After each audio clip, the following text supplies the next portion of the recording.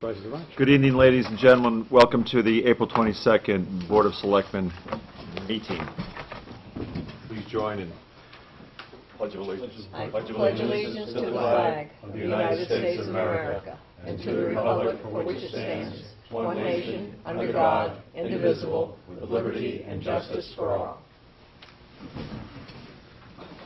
There is a copious amount of paperwork to be signed, so to expedite that process, we will move the consent agenda. Vice Chair, if you could administrate that. On the consent agenda, item 1 is a dance hall permit for the Victorian Inn and Pavilion at 430 High Street. Item 2 is a permit for the use of Ashworth Ave Municipal Lot for the Reach the Beach Relay on September 14th. Item 3 are appointments to commissions and committees and council appointments. The Cable Committee, Brian McCain and Charlie Tyler. The Recreation Council, Sheila Craig, Jill Gosselin, Charlene McDonald, Mark McFarlane, and Skip Webb as an alternate. The 4th item are 2013 exemptions, a large number of them related to veterans, elderly, and disabled. And I would make a motion to approve the consent agenda. I'll second Mr. Nichols. Oh, go ahead. Seconded by Selectman Woolsey. All those in favor? Unanimous. Thank you very much. Roman numeral number 1, public hearings under RSA 41:14-alpha. Number 1, release of federal easements on tax map in lots 295/60, 64, and 65 /deed, book 2197, page 1427, granted to the town of Hampton. I'm doing them together, I think. Together? Thank you. And number 2, authority to release said easements released to the town to adjacent property owners. Mr. Welch. Mr. Chairman, I believe the board is aware of the fact that town council and I were instructed 2 years ago to relieve the town of the federal easements across properties located at Hampton Beach. These properties started where the Walk Restaurant is and proceed down towards the harbor. And there are 2 lots that are primarily underwater most of the year, certainly during astronomical high tide. Copies of the requests have been sent to the Planning Board and the Conservation Commission. Both have answered in the affirmative that they believe that the property should be deeded back to the individual property owners. The federal government has responded to us that they are in the process of preparing a deed which will release the reversionary rights and their rights to the town for the easements and the 2 lots in question. The intention is to deed those easements back to the individual property owners, to release them so their properties will be free and clear of encumbrances, and the two lots that are basically located in the harbor would be deeded to the Conservation Commission to be kept by the town as wetland in perpetuity. Thank you, sir. Any other comments? Yes, sir. Any comments or questions from the public? Is that affirmative? Yes, sir. Mr. Moody.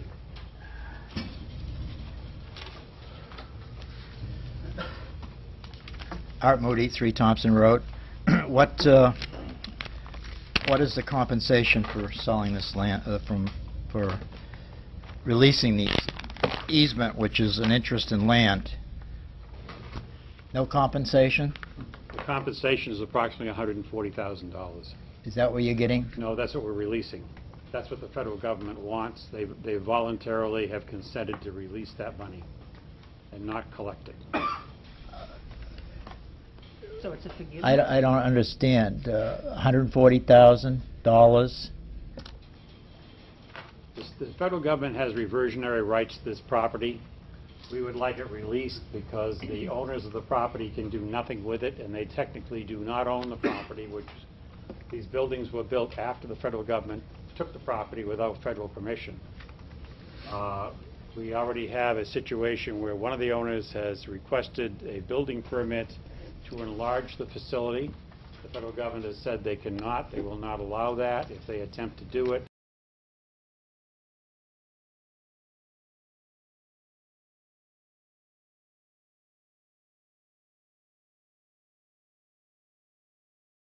The federal government will step in and take the property, and under federal law they don't have to pay the owner of property for that property.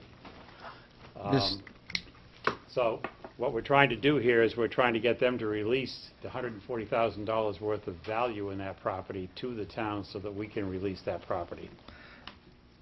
And the Back to the property town will owners. get nothing. The town will get nothing, the federal government will get nothing, Well, except for the recording fees, I suppose. you agree that the easement is a value in land and therefore is worth something, and anything the town were to get for this, it would go into the real estate trust fund. I don't agree that it has a value to the town, no. Well, you're doing this under a statute that town meeting gave the selectmen the authority to sell land, and you're not selling this land because you're not getting any compensation for it, so it's not selling it, so it's no authority under the statute. I don't believe the statute says you have to receive compensation. It says you have to, it's for selling, acquisition or sale of land, buildings, or both, and the Noah Webster says selling, you get compensation for property. Well, I don't particularly agree with that. We are transferring property to the original owner, or the successor entitled to the original owner, which is his property that the federal government took.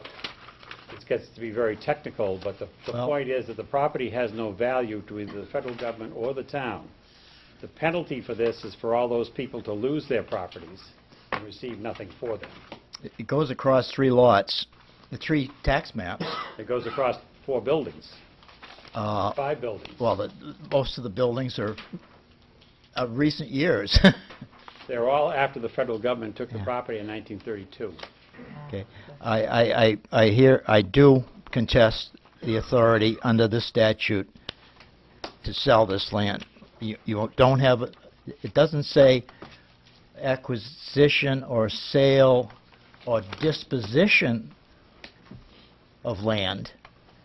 It says sale of land only, and you're not selling it, so therefore it doesn't come under this statute. Any And agreement? that's my protest on this, and if after the second hearing I get a petition, we'll have a special town meeting on it. Thank you. Any other comments, Mr. Moody? Seeing none. Selectman Pierce. Yes, I think what we could do to satisfy Mr. Moody and cause this to all go away nicely is we could sell it for a handshake. Thank you. Any other comments? That's it. Thank you, sir. Selectman Moore. If I have anything to say, I'll reserve it for the second. Thank you, sir. Vice Chair? I think Ben answered my question. This is the first hearing, not the second. Yes, sir. That's correct. Selectman Wilson. I have a question. The land is a finite thing. I assume that the parties occupying these lots have lots of record and they're being taxed? Are we taxing these properties? We are. Will the granting of this easement or release of the easements result in increased property value? I can't answer that. I'm not an assessor. Okay. So there is a potential to recover income predicated on the ownership of the lots no longer being in dispute? There is that potential. Any other questions, ma'am? I just clarification. Thank you, ma'am. A motion to close? I'll So move moved. to close the public hearing at And the- 7:35 p.m. And establish the second public hearing for May the 6th. Sounds good. Thank you, sir. All those in favor? Unanimous. Public comment period. Mr. Moody.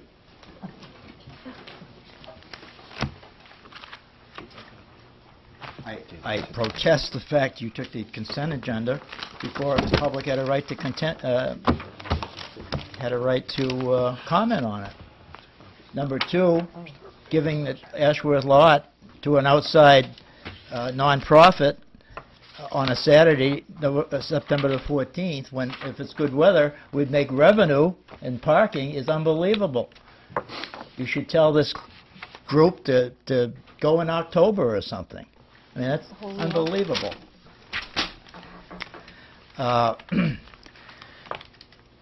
I'd like to talk about all the state park stuff on here. I read in Tuesday's Portsmouth Herald, the Hampton Union Report, and Nick Reed wrote about the statute they're considering in Concord about the regulations that are promulgated by the Commissioner of Dread for the public's use of the public parks. And she says it has to be the local police in an agreement with the state parks to enforce these, because the state parks can't afford to have police officers. Well, 20, 30 years ago, they did, and they had badges, but when another state agency says you've got to certify these part-time and seasonal police officers, meaning training and expense and recertification, they says, we're not going to do it, let Hampton do it. And they dropped it. Yet it said Park Patrol on their plate glass window opposite Club Casino right until they tore it down, that building down 3 years ago. It was a joke. It's okay, though, for the town to have that expense every year for 8 times as many police officers as they had. I'd also like to talk about the request to have our Parks and Recreation representative on their state fair committee of Dread or of Hampton Beach State Park. I remind the board that the Board of Selectmen is the only intermunicipal authority to deal for operational matters. And here is a group that last year told you that town ordinances don't mean anything to them. Ever since the beginning of zoning here 50 years ago, we've outlawed such things as Ferris wheels and so forth, which was an illustration that I saw in a paper with their press release. And also, we have the deed restriction in the state law in 1933 that prohibit concessions. So why would you have an employee of the town on this committee that's probably not going to even follow the right to know law, even though it's going to be required, even though it is required under the definitions of who comes under the right to know law, open meeting law. And while they're violating our deed restriction and their state law and our zoning, we have a town employee involved. Ridiculous. I'd also like to talk about the 20 free parking spaces they want in the Church Street parking lot. Previously, you gave them 12 when they have more parking spaces than we do at the beach, South Beach. And we're now don't have the water tower lot available, but it's the lot that we lease for $11,000 a year from the Roman Catholic Bishop of Manchester. We're paying for that, and yet we're going to give these away, and that lot also closes at night, too.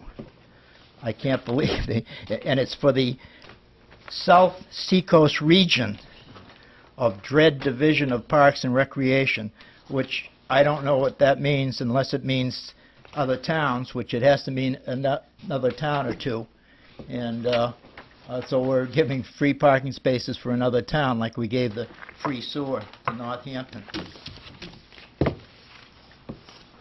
Thank you, Mr. Moody. Mr. Warburton. I hope the clock isn't starting until I sit down and introduce myself, Mr. Chairman. Is that? You tell me when to start, Mr. Thank you. I Warburton. appreciate that. Thank you, sir. For Mr. Reed's benefit, since he doesn't have the time either, nor the Hampton Union, to do any fact-finding of who ran what when, for the public at home, my name is Brian Warburton, and I would like to record to show that I was a 9-year selectman in this town, 3 of which I served as chairman. Also served 6 years, 6 seasons, 7 days, literally 16 hours a day as the South Seacoast Regional Superintendent. And Mr. Chairman, I saw your fingers go up with 4. The South stands for everything from Monadnock Mountain to the Seacoast, of which I ran. You don't get that from anybody else. Before I make my comments, I'm very hurt and displeased with what an email I got this afternoon by Christina at 4:30 telling me that the chairman has said that I could not be on the agenda for April 29th. Now, I have no problem with the fact if you have a full agenda, and I certainly understand. But I would like to request right now that I'm on the agenda for May 6th. Now, is the reasoning that I can't be on the agenda, that some selectmen don't want me on, or you're too busy May 6th?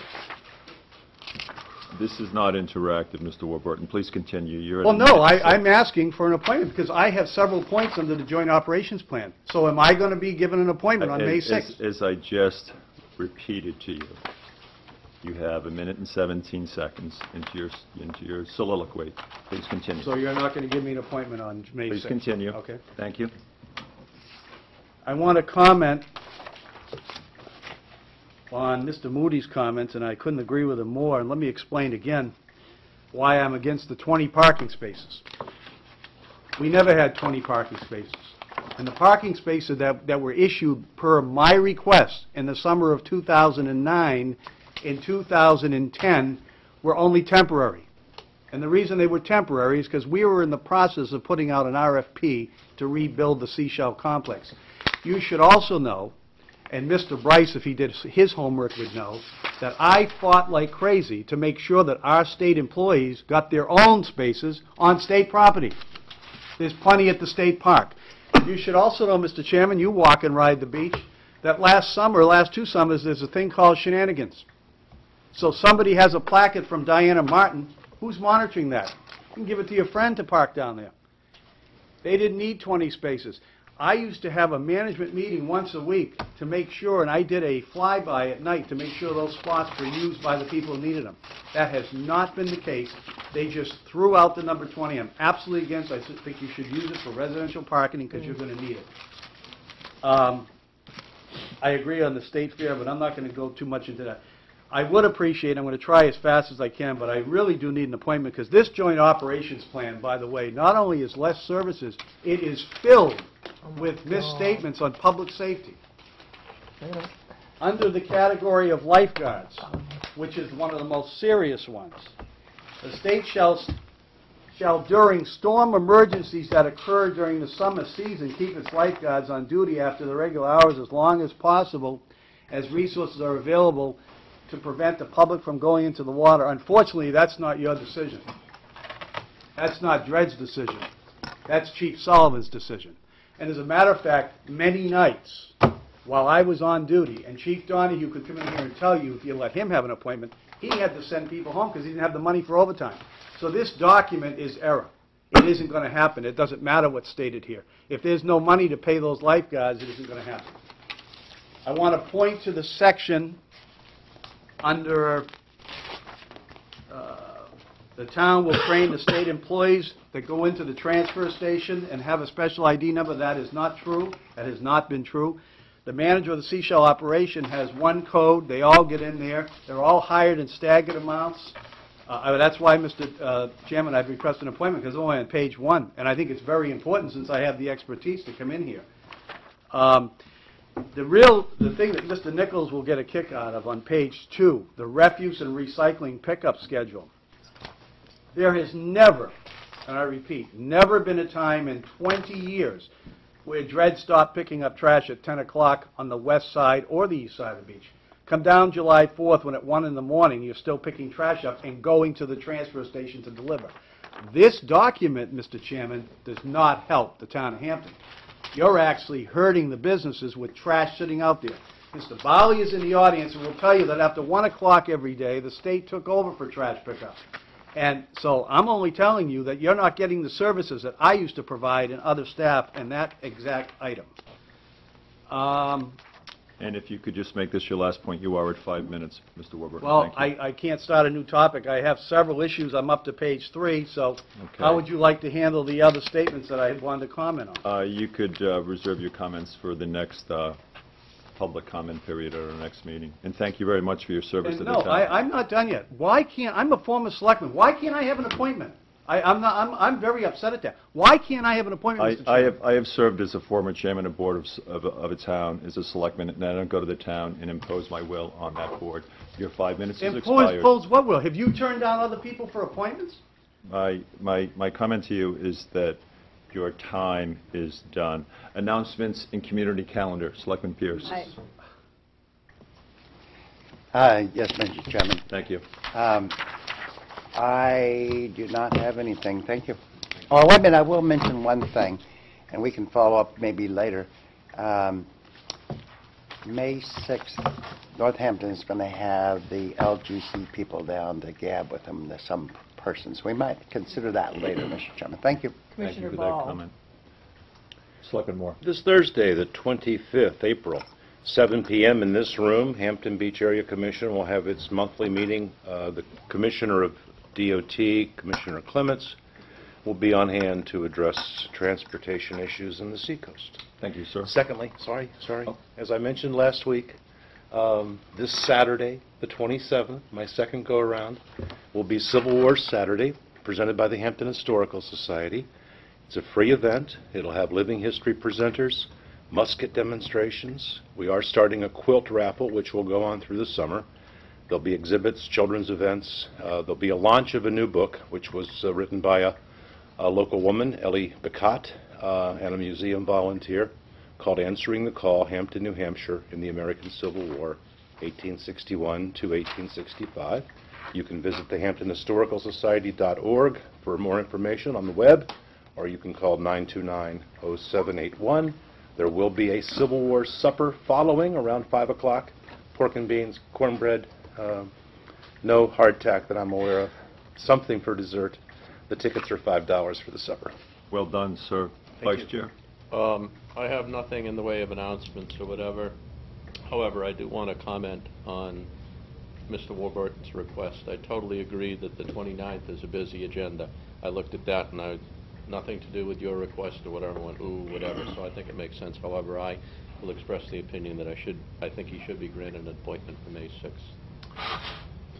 Selectman Woolsey. I absolutely agree with Mr. Nichols, and I'm going to say to all of you, because I have served as well, that I have been very put off over the past number of years, along with many members of the public.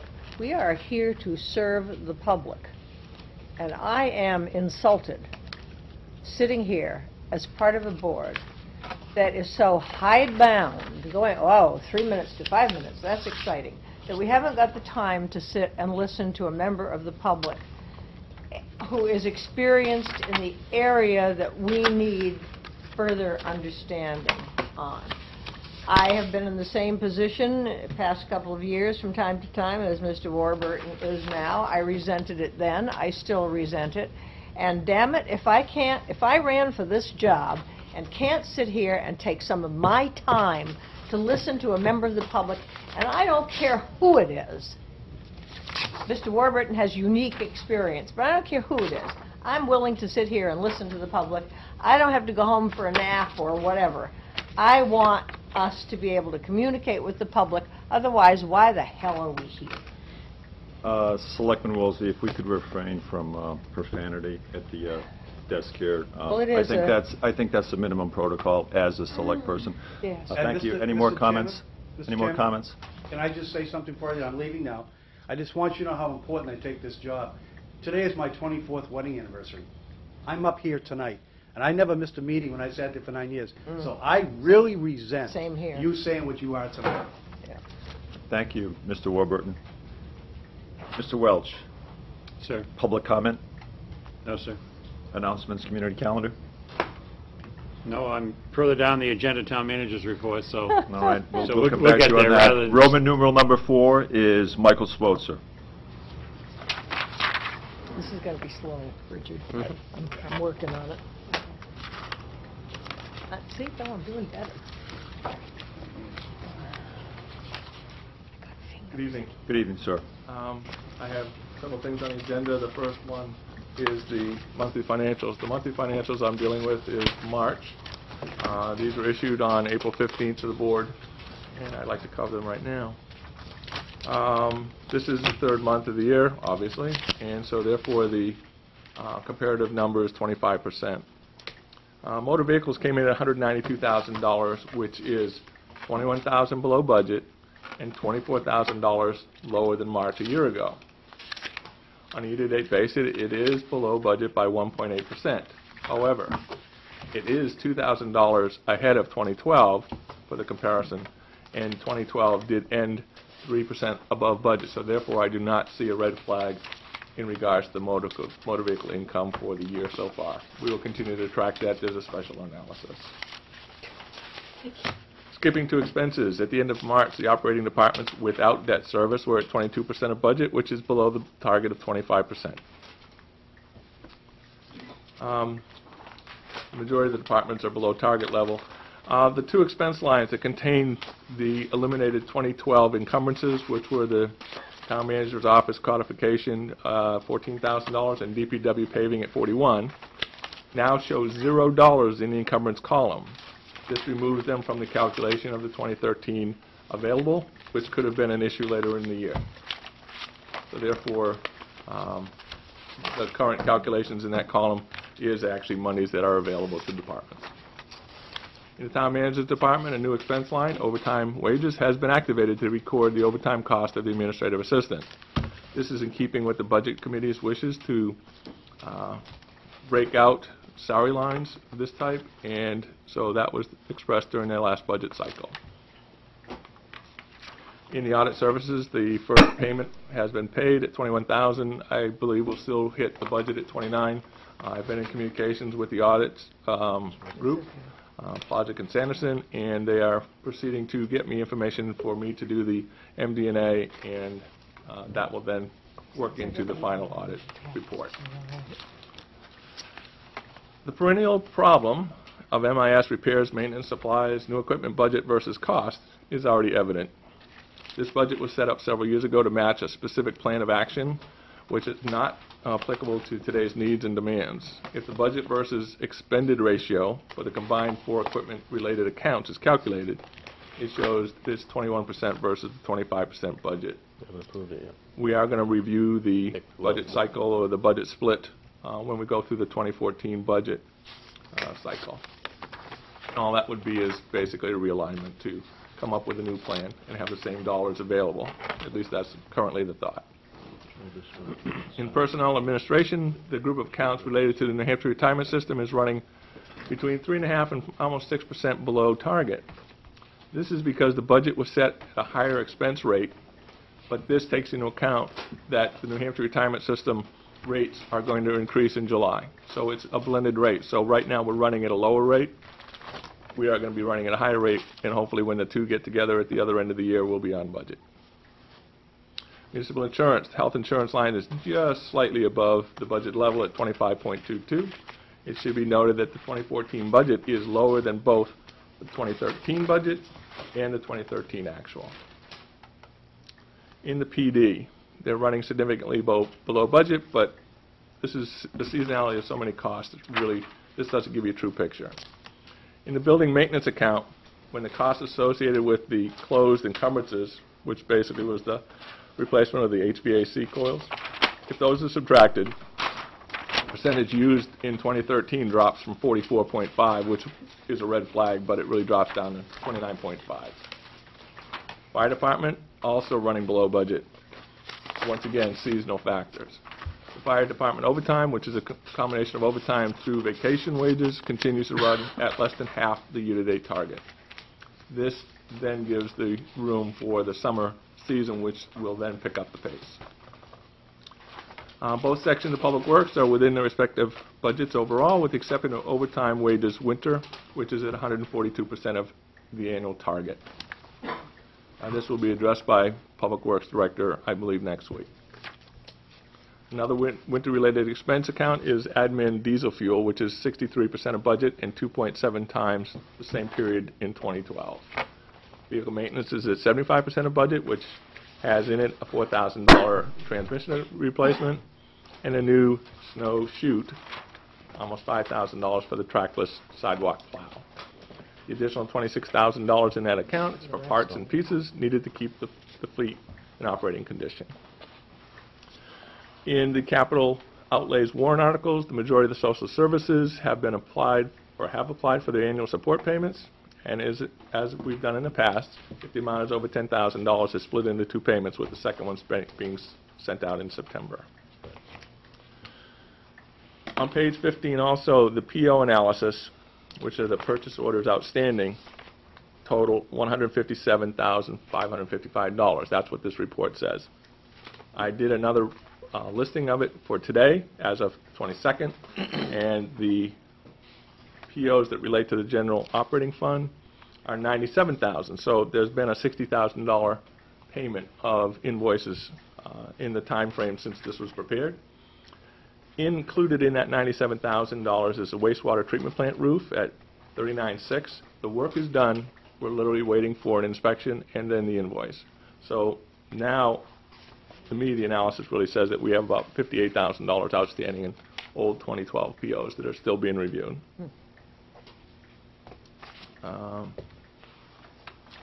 That's basically my report for this month.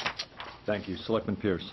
Yes, I have a couple of questions, but I'm going to save some of my questions for appointment with one item C of number Roman numeral 4. But on this, one of the problems that I have over the years is we have MIS, which is on page 2 of 4. We have that over 3 or 4 different slots in there, and it'd be nice if we had an item in there that covered the total MIS, and if you want to have a sub-item in there that says this is such and such and this is such, that'd be fine, but I think it'd be nice to combine it so we can have a total all in one line. That's a suggestion. We don't, whether we do or not, I can figure it out, but it'd be easier to digest. And other than that, I have no other questions. Thank you, sir. Selectman Moore. Just to, Mike, election administration, one election this year, unless there's a special for a rep or some other cause. So are we looking at the balance in that account that's on page 2 of 16 being pretty much available now? One moment, please. Certainly. What page? Page 2 of 16. The moderator wages will be paid out Correct. at the end of the year.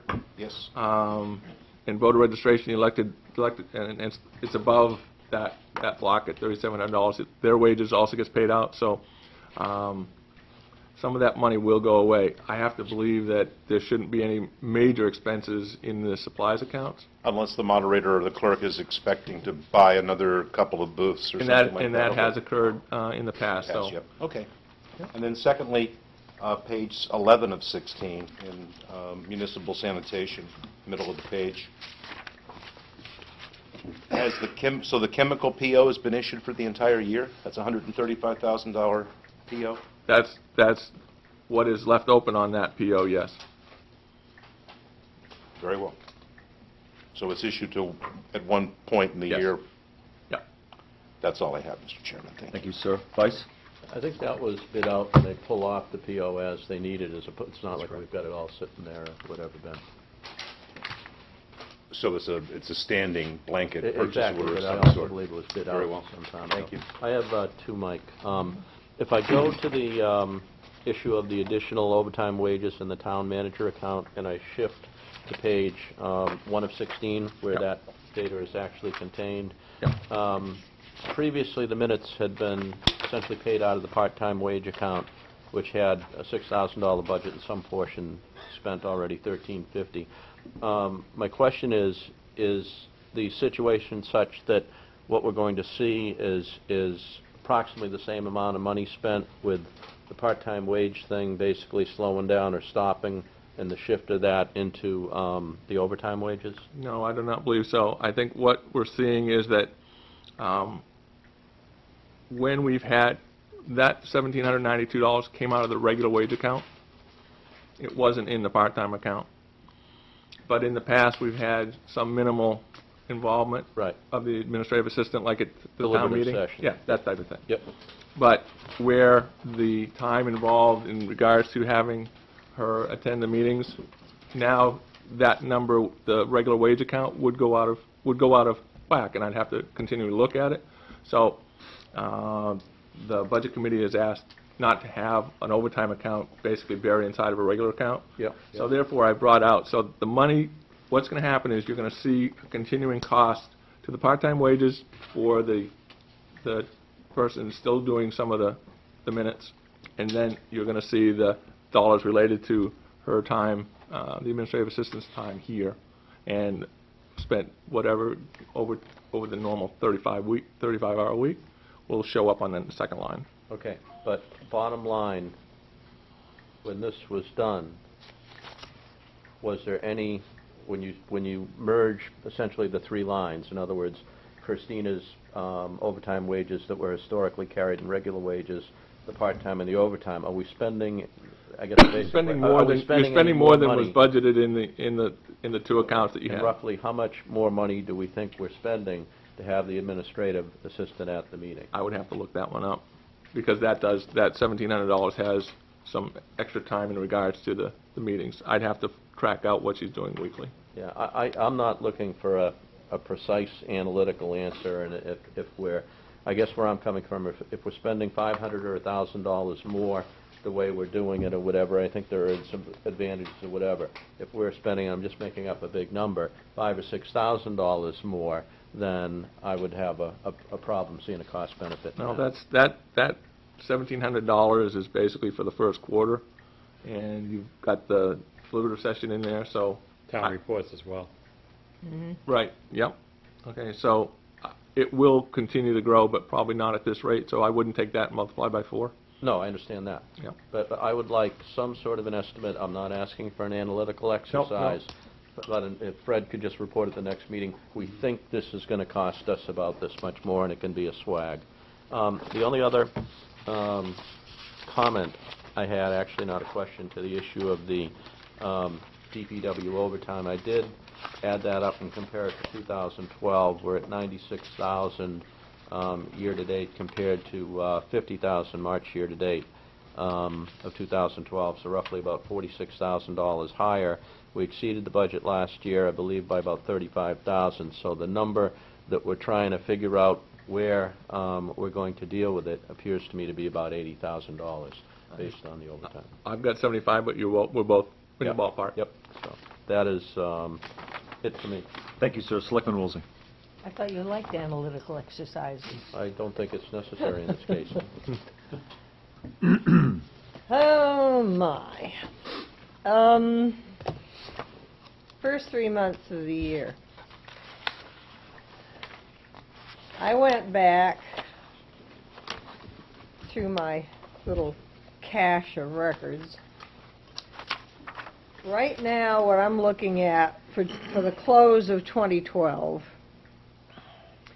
is a balance of $157,555. That's page 15 of 16.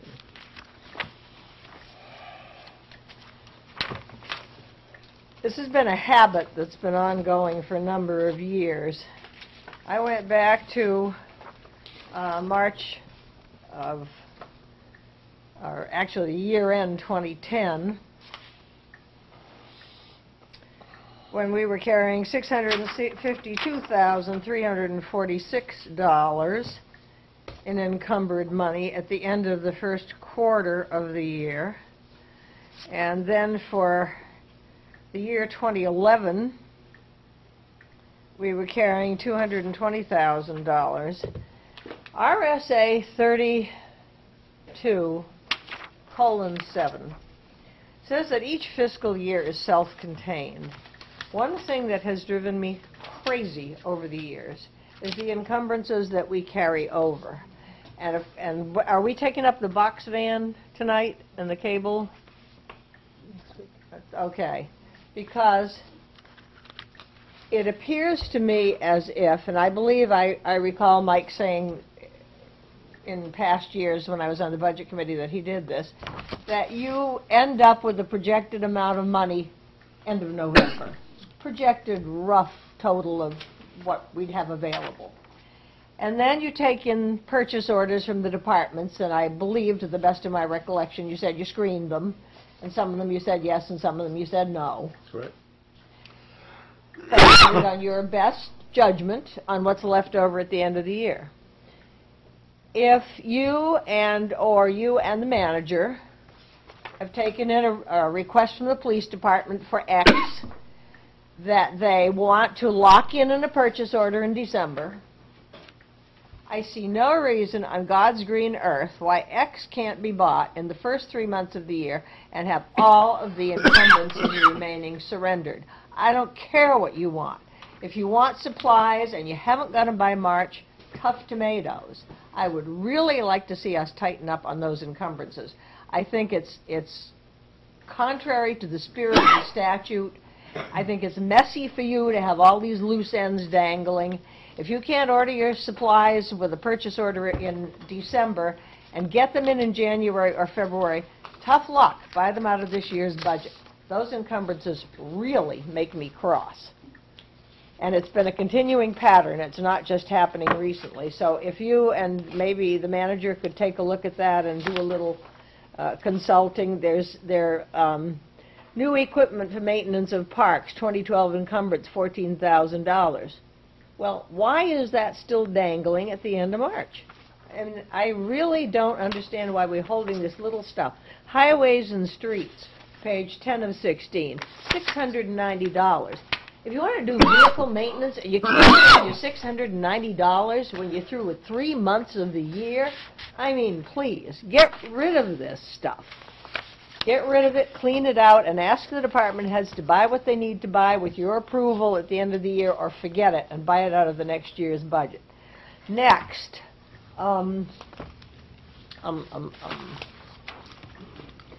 you have a letter.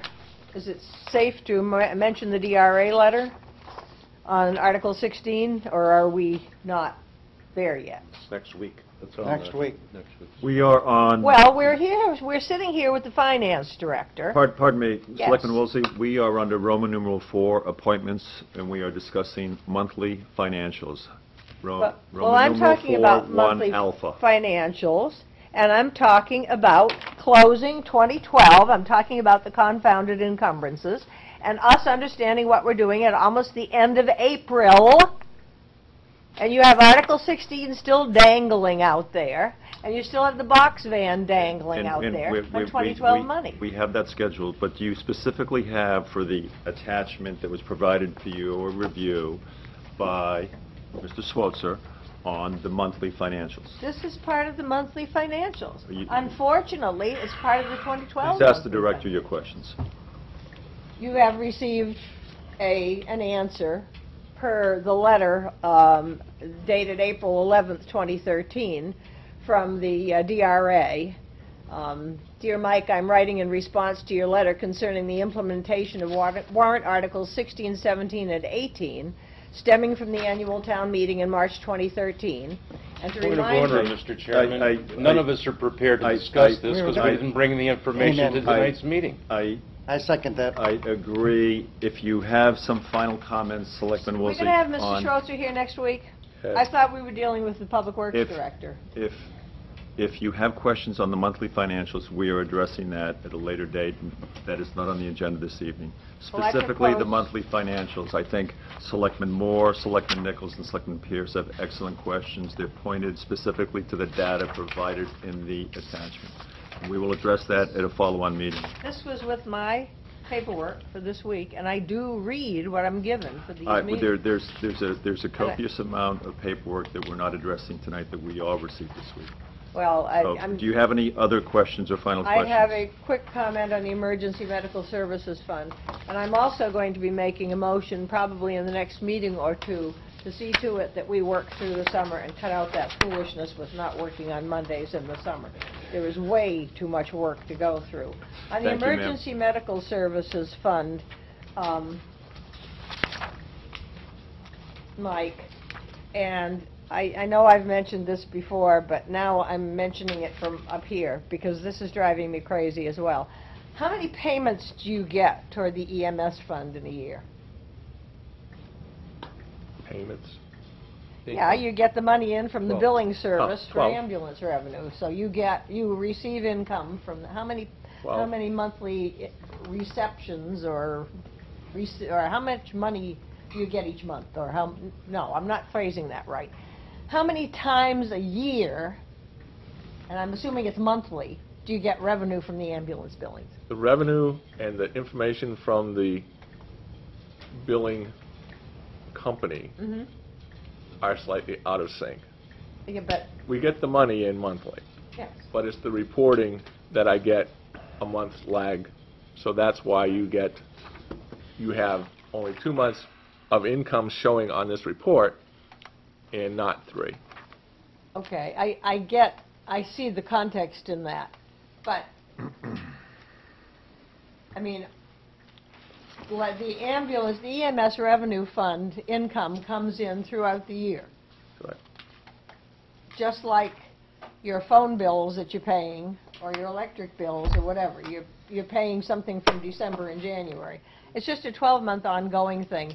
I just don't see a need to say that it's lagging a month behind. As long as you're getting 12 payments in a year. Well, the problem is that if you were to try and annualize this, which typically people do, they'll take That's 116 divided by 3 multiplied by 12. Okay. It'll come up short compared to the costs. Okay. So that's why I warn So you. it'll look like we're not getting as much money as we should. You won't get enough to cover the bill. Okay. That's Well, why thank you for clarifying. That's why you take the March, multiply by 1.5 times 4 and annualize it, right? Well, that's your job. Right.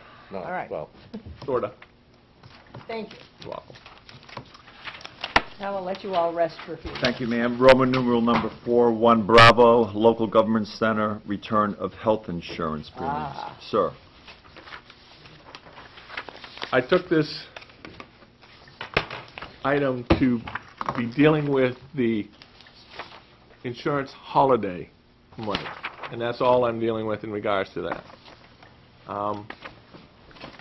In November, the town received a credit against this bill of $106,000. In December, it received an additional check in the amount of $36,000 that related to the New Hampshire Retirement System retirees. That check is not cashed yet. And in August, we will have similar amounts to the tune of $145,000 plus $19,000 related to the insurance, dental insurance. I tell you this because this is the monies that are coming back to us related to their holiday, their insurance holiday premium. We presented to the union a proposal to distribute the monies back to the employees back in December, and I used the December activity to base this upon, so that thinking that the December receipt of monies would deal with the December employees, and I did the calculations on that. I have been since then informed that the monies, and I did know this, that the monies related back to the fiscal or the calendar 2011 year, and the unions therefore rejected the proposal and asked to have the calculations redone against 2011. I have come up with a plan. I have sent this to our town council. Its verbiage that I'm saying is that I can use information I believe is available in our systems for 2011 to generate an equitable and accurate distribution to the town and the employees. I've asked our town council to proceed to the unions and using the narrative description of how I want to do the calculations to see if they will agree to all 3 pieces of monies be used the format that I've given, and if that's true, then I will start to do the calculations. Right now I've come up with the plan, I've sent it to town council, I have stopped at this point. That's where we sit. Thank you, sir. Selectman Pierce. I think that's a good approach. Give it to council, and he's going to pass it on to the unions and get their stamp of approval before we proceed. Now, I think it's going to be a tedious task, and I appreciate your enthusiasm about doing it and putting the effort into it. I mean, really, it's going to be a big job, and I'm not envious of that all by itself. But I think what you have to do is we come up with a plan. If they don't like it, I think there's a suggestion made at our meeting the other day that I'm in total agreement with if they don't like the plan. And I'll let it slide. That's all I have, Mr. Chairman. Thank you, sir. Selectman Moore. Thank you, Mike. Just for putting it back out to the voters again, or to the TV viewers, we're talking about something that's in round numbers $14,000 that we want to reallocate to the 160-ish employees of the town. We'll be getting a similar number in August that'll be allocated the same way, and a little bit smaller number for dental that'll be allocated using the dental insurance deductions that you take.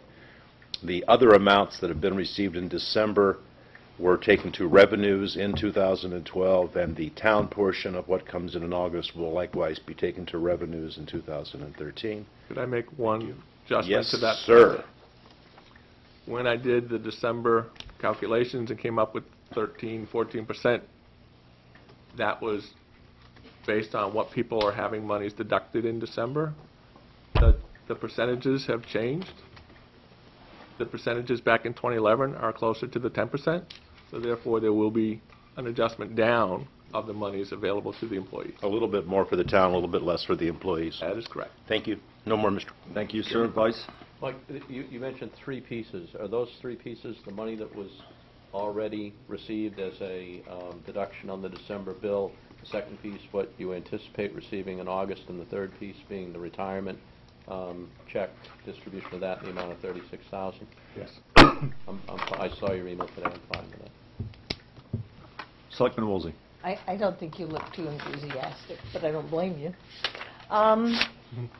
It references the return of health insurance premiums on the agenda, but we participate in health, workers' comp, and property liability. Is there other money hanging out there for the other 2 functions, the property liability and were they nipping that off as well, and workers' comp? I know there was an issue with workers' comp with some of the towns. There was, but we don't know what the answer to that is until the Supreme Court rules. Okay, so this is really preliminary. Well, we're operating on the basis of information they're providing to us. Oh, that's great. And whether it's accurate or inaccurate is always a question when somebody else is providing it. But we have a credit that was applied against our bill, which is the holiday. Right. And then we have money that's received for people who are retired, and that's a distribution issue and problem. And the dental insurance sums will be coming in, and we'll get another retirement distribution as time goes along, which we'll have to distribute somehow. Right now, the issue is how do we distribute it? Yep. And I think that's the biggest thing, because these checks are now going to start running stale. Yeah. They've been there Number since of days. October, I think. Yeah. So we need to do something with it in the reasonably near future. But Is the BSR being provided with, I mean, we're just one of the towns involved, but is the BSR being advised of all these steps along the way, do you know? I know the unions are. I don't know that we've corresponded with anyone else. The BSR, I'm sorry. Bureau of Securities Regulation at the Secretary of State's office. The monies that we're talking about here Right. are outside of the Mitchell ruling? yes. Okay. These monies, and if you haven't received, I can send you a copy of the original description of Okay. what this was, but it Okay. was the LGC's board changing their methodology in regards to their reserves. They ought to And change that's it. literally what this is talking about. This is the money that they felt that the reserves were overstated, at least that's how I remember it. Yeah, right. These monies, they've said they want to distribute in this manner. Yeah. You have also a legal battle going on. Oh, yes. They are, right now, to me, 2 distinct issues. Okay.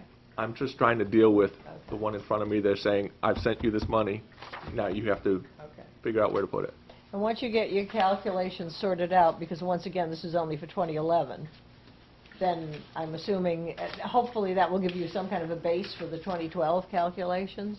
The monies that I'm talking about Mm-hmm. were based on 2011. So therefore, since all these monies are based on that, I can use the same calculation when they occur, if it's agreeable to the unions. Hopefully it'll help you out a little bit. This is a dreadful, dreadful mess. Thank you for that. Any other questions, Selectman Woolsey?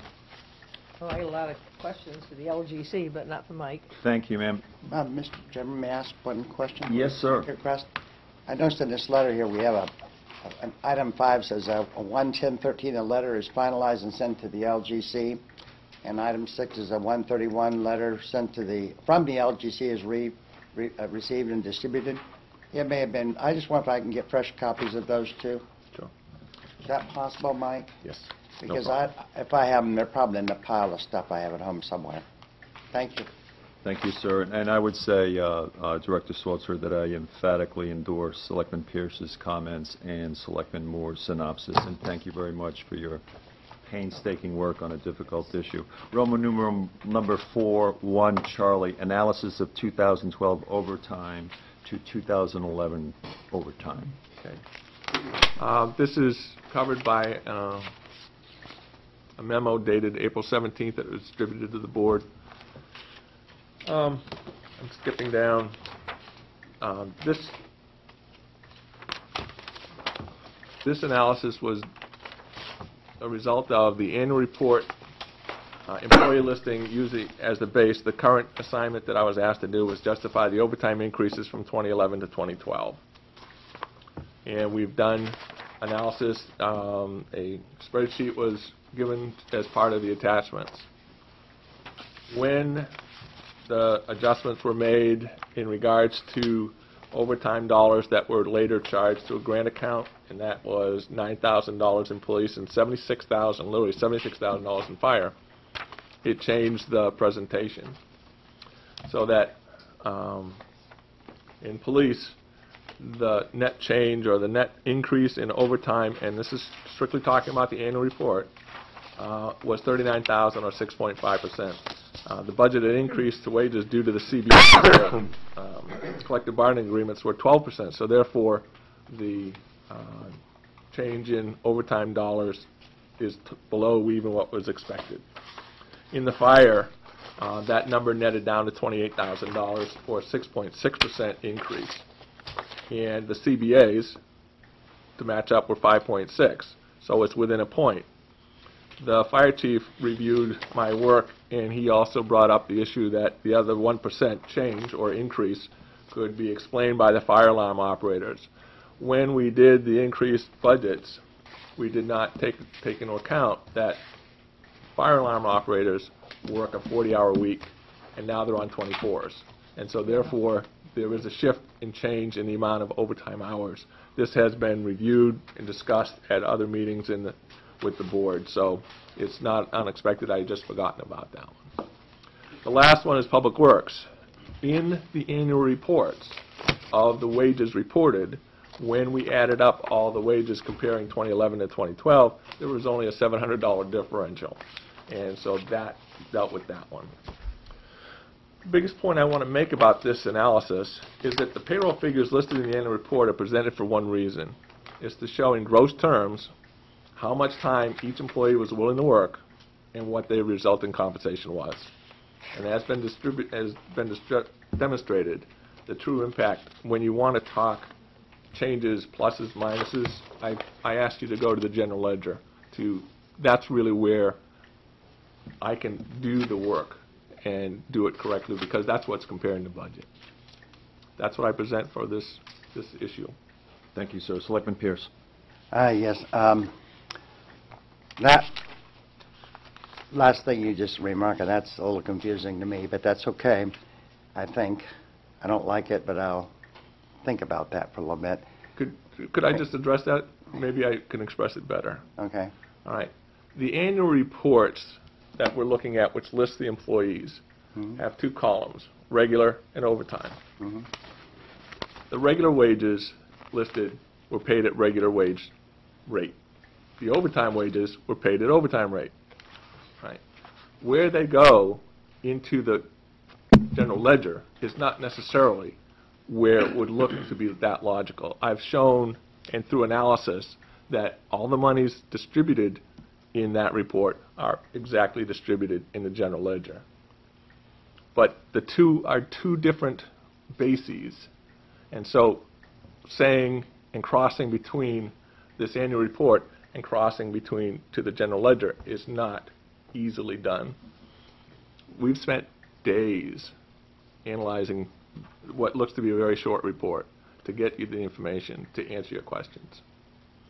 So when you want to, when I look at it, I want to deal with the general ledger, so that if there's an overtime issue, you have, as we have in the Public Works, there's an issue with Public Works overtime, and that's compared to budget. It's how we spent money, because I can go back and say it relates to plowing. It does this. Whereas in this report, it's by person. There are only some in total for these two categories. So the reason why I am puzzled is because we're looking at the annual report from a person point of view, And when we're looking at the other numbers, we're looking basically at a departmental activity point of view. Correct. I'll have to massage that a little bit in my brain, but that's okay. I had a degree in business administration one time, I thought, and I did a lot of accounting, and I've done a lot of taxes, but that's got me. But I'll think about that for a while. I'll let that slide. I will. But I'm really confused also, though, as an issue, you mentioned the police nets to 39K, and then you go on to mention fire nets to 28K. And then I'm looking at this other page you gave us earlier, which was attached to our March 8, I think it's March 18th, I'm not sure. We had this for a few days, this spreadsheet you had earlier when we were talking about this a couple of weeks ago. I don't know if everybody has this sheet or not, but anyway, in there you account the CBAs for the overtime. The difference is 27,529. You remember this spreadsheet? Okay.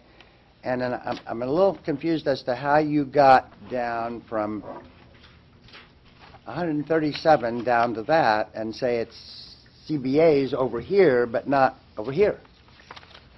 Sort of. What we analyzed in that first report, and I do not have it with me, was the translation between the report that we're talking about and the general ledger to go back and forth. Okay. So you now are talking apples and oranges. Okay. This one was very specific question as to, you took just the overtime dollars in the annual report, not tied to the general ledger, but the annual report. Okay. And it says how much did it increase in this annual report Yeah. related to overtime. Right. So I'm only comparing those two. Yep. And so we went through and broke it down by department so we could figure out who's in what department. Okay. And I'm saying that in the fire department, if you looked at all the people involved and looked at the overtime dollars, the increase when you take out and just charge it to the whole premise is what got charged to the departments that would have an effect on the tax rate. That's the way I took this. Okay, so you know what I'm saying? Okay. Grant money doesn't get charged because you have grant income, so therefore I can take that out. Okay. So when I said that the fire netted down to $28,000 or the police netted to $39,000, that's comparing apples and apples between the 2 years strictly in this report. What would I expect to see for an increase in the police department? I expected to see 12% because that's what the CBA was. Right. It was only 6.5. In the fire, I expected to see increases of 5.6. It came in at 6.6. You can't take the two analyses that you have in front of you and make any correlation. That's the part that mystifies me. I would think at the end of the day, based on my experience, that it all come together. Yeah. They're two different systems. And that's what I've been trying to explain, Yeah. is that the annual report does one thing. Yeah. Employee X earned so much money in 2 or 3 categories. That's it. And I have shown in the prior analysis that all the dollars that are involved in that, all right, him, all the dollars involved in that report do go to the general ledger somewhere. Okay. Some go to grants, some go to overtime, some go to direct labor, some go everywhere. But I've shown that the two do correlate and they're justifiable. Okay. I'll have to think about this. I'll pass for a little bit and let you come back to me later. If we must. I don't want to. Thank you, sir. If you just choose to. if we must. Thank you. May I, Selectman Pierce? Selectman Moore? Direct labor. Yeah, sure. Brings back your old manufacturing days. Yeah, No it comes questions from me. Thank you, sir. Vice? Yeah. First, a comment as to the purpose of the report. I believe that the wages are listed in the annual report for reasons related to public transparency. I think if it wasn't for that issue, they would not be there. And you go back farther than I do, but I think that's why they began to show up there. Question. Is the source of the wages listed in the annual report a direct dump of the info from the payroll system? Basically, yes. Okay. And how is overtime defined for the purpose of creating that report? Is that essentially all wages paid at 1.5, perhaps greater, depending on holiday or whatever, times the regular rate, which may be different than the individual's base rate, and so on and so forth? Correct. Okay. Unless I'm missing a factor, an increase in overtime wages in dollars can be driven by only two factors. One being an increase in the basic wage rate. If somebody goes from $20 to $22 an hour in their basic wage rate, then their overtime rate is going to go to $33 or whatever. So that is one factor. An increase in the wage can cause overtime dollars to rise. The other factor is there can be more overtime hours on a bottom line basis. I don't see that there's a third factor there. Okay? As we look at the analysis, and I'll use your numbers, although I did a similar thing and basically came out with all the same data you did, we're referring to this one. I think you probably remember it from several weeks ago with the highlighting. In that, you showed that, exactly as I saw, that the change between 12 and 11 in the overtime column on a bottom line basis was $167,924. Okay. There's something called Christie adjustments of $30,000, which brings it down to 137. And I don't want all kinds of details, but can you just give me a 20-second feel for what kind of adjust? Did those move it into like the grant area, or? It moved it actually over into the other funds, because there were some fire details. Yep, that's the only thing that I could figure, and maybe I didn't figure it. Maybe you said it last time and I remembered. I don't know. Okay, so we end up at a net amount at this point, adjusted amount of 137. Okay, now you've got some figures at the top of that sheet, which totaled $27,528.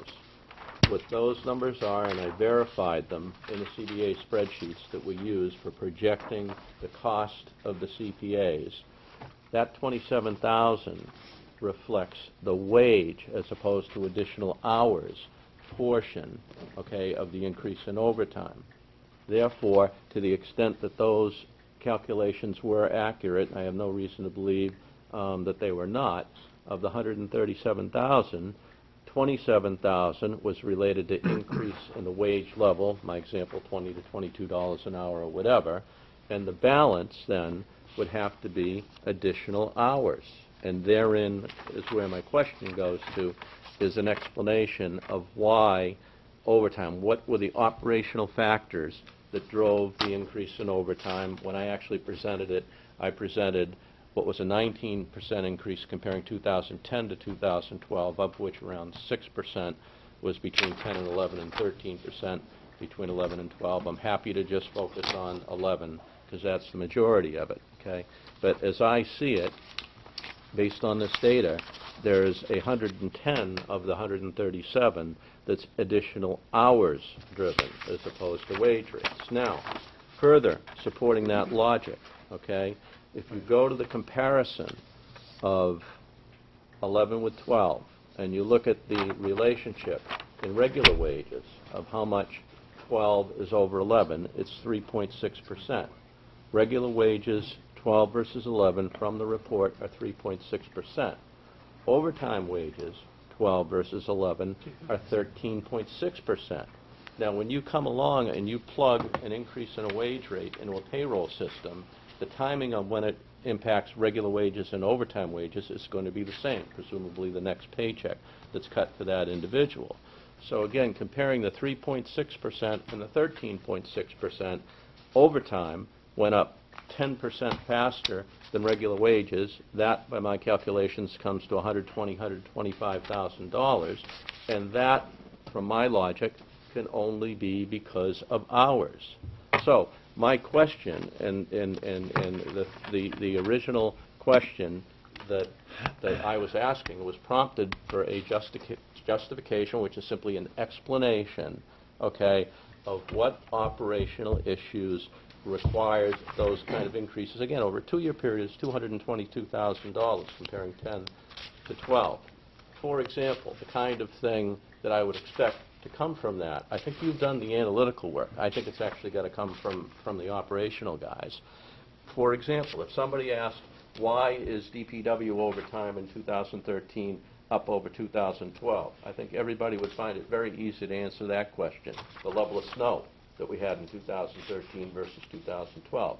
If somebody asked the question, why was DPW overtime up 2011 versus 2010? Not quite as easy, but I think the answer that came back would be we took over bringing recycling in-house beginning in July of 2011, and that triggered a lot of overtime. If somebody asked, why was the fire department overtime up so much in the first quarter of 2010, and perhaps for the year, I don't remember. I think that probably the first thing you'd hit is the, what was it, February 26, 2010 fire that must have created a tremendous amount of overtime.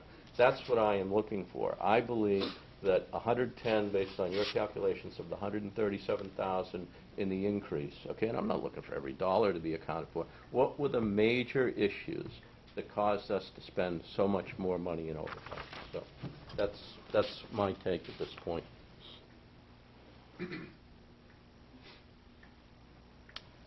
Any response, sir?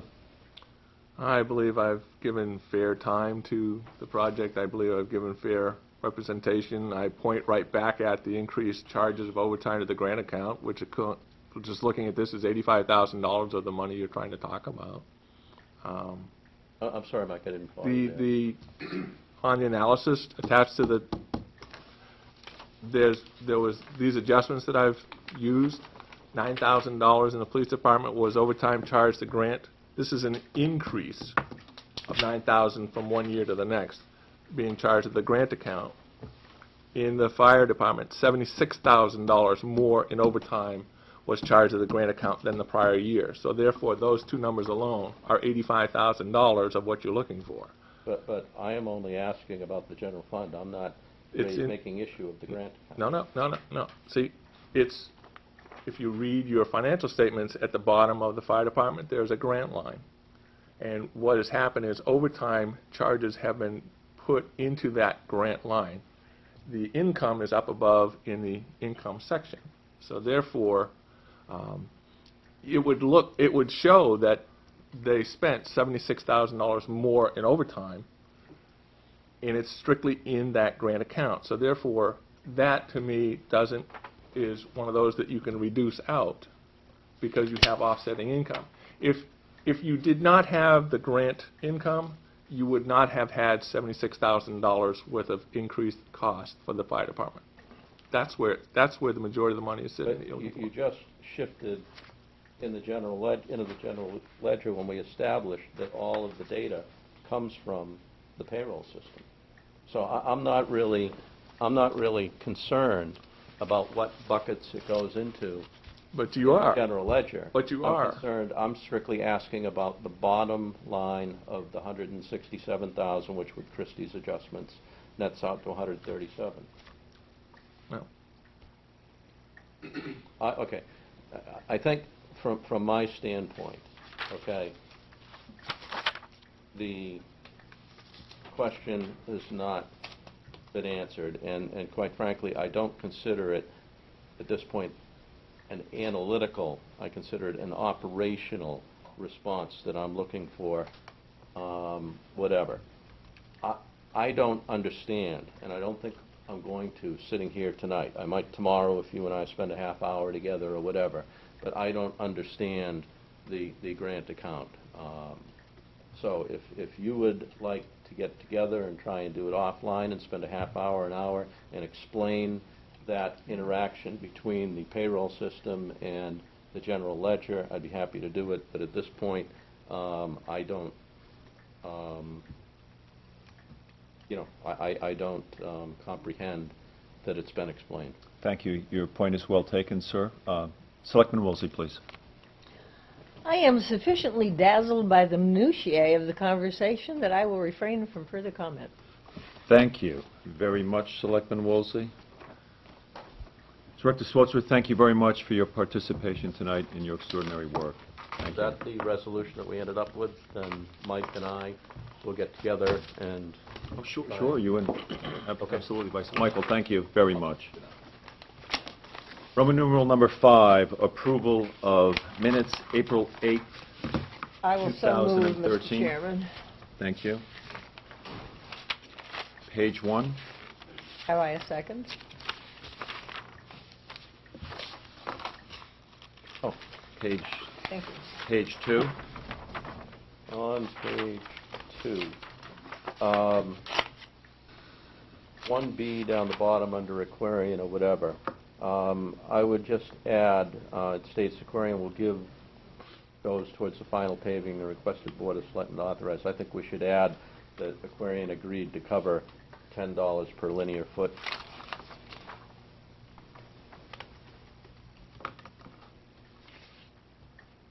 Continuing, page 2. Page 3. Page 4. Page 5. And page 6. All those in favor? Unanimous.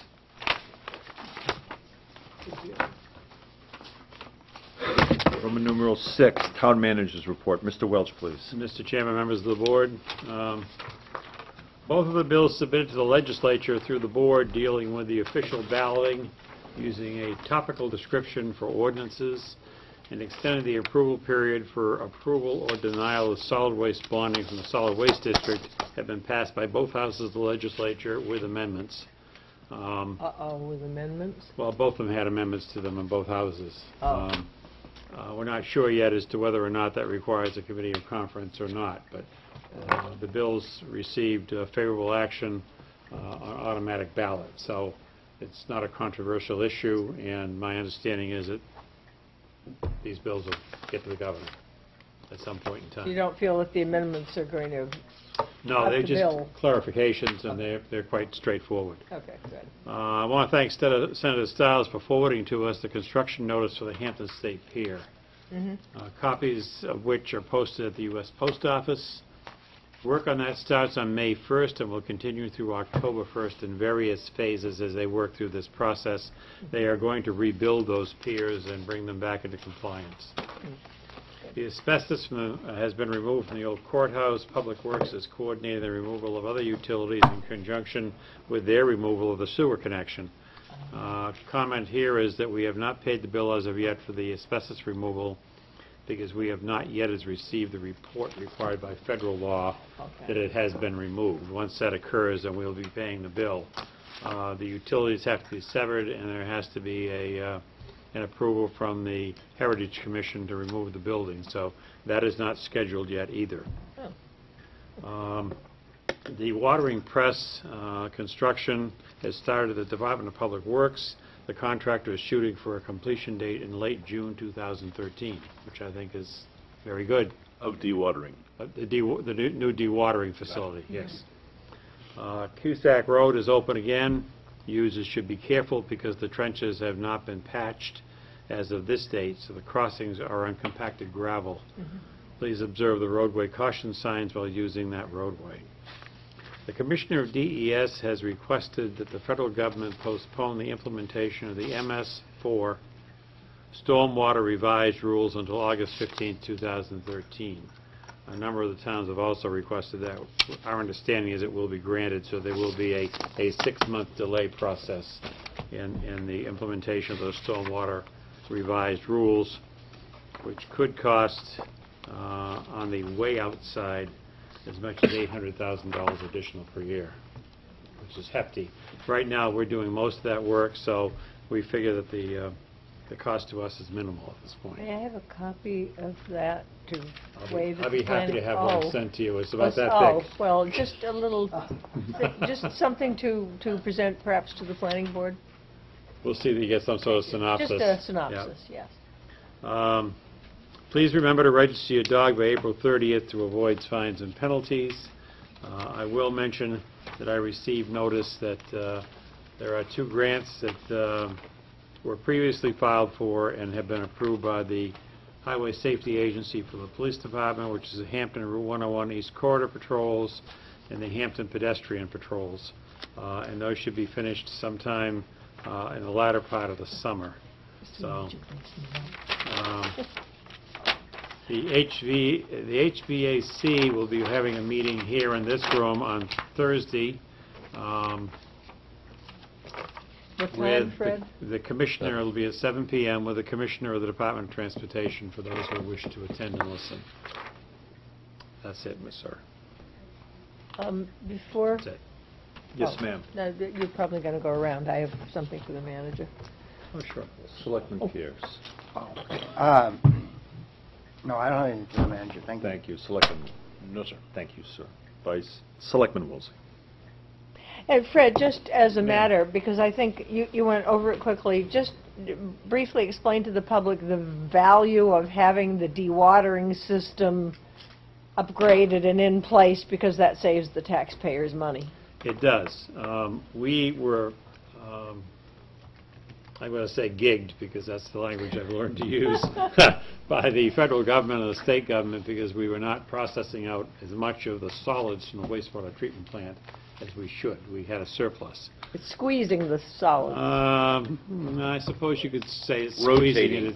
It's dewatering it, and removing the water from the solids and separating them out. The solids are the real problem area in the wastewater treatment plant. There are lots and lots of tons of that material that are removed every single week. We're averaging normally during the year, including during the wintertime, something in excess of 13 tons a day of material that comes out of that in a solid form.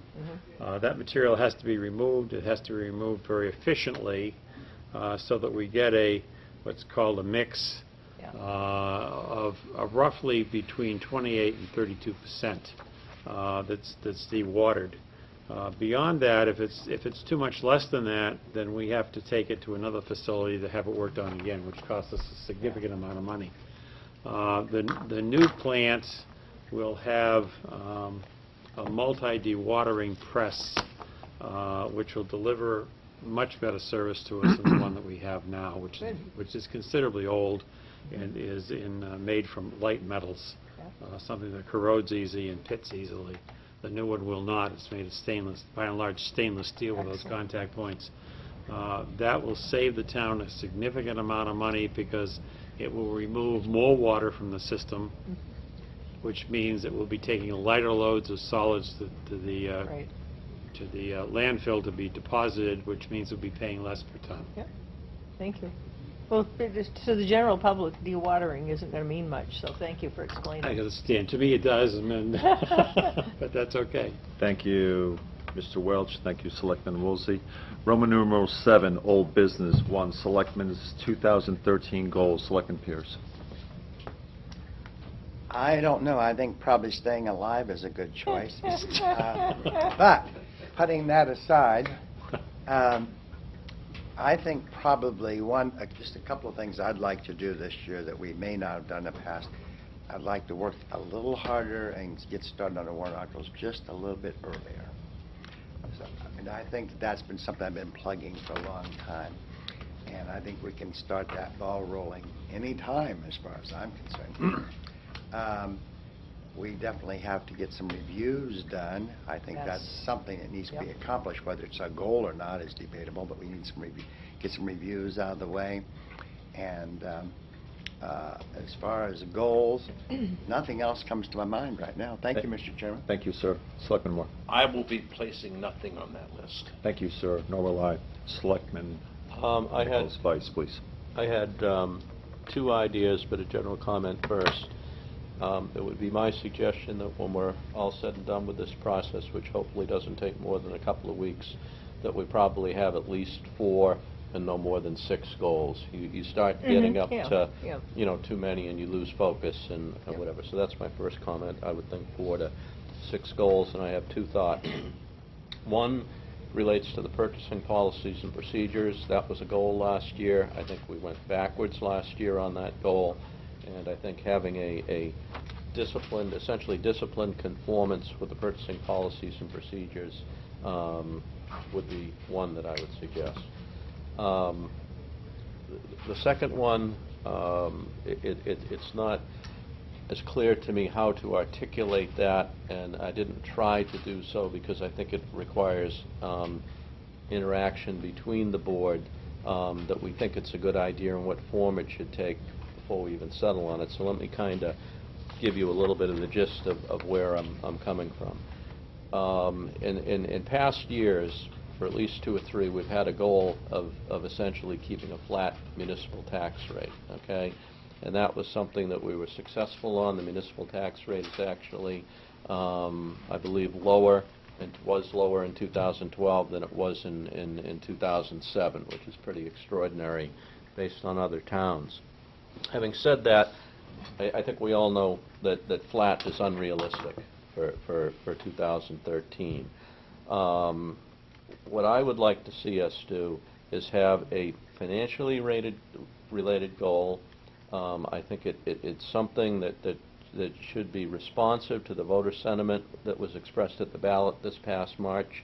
Unlike 2012, in 2013 the voters turned down 2/3 of the money and half of the warrant articles. In 2012 the voters approved every single one of the warrant articles we put forward. So obviously this past March we saw some fiscal conservatism. I don't know what form it should take, whether it's a percentage or whatever. Again, for the 3rd or 4th time, flat's not going to fly. But I'm opposed to last year's approach, which essentially ended up being a 6.6% increase had the voters approved everything that was put forward. CPI has been running 2% or less, whether you look back on a 1-year or a 5-year time frame.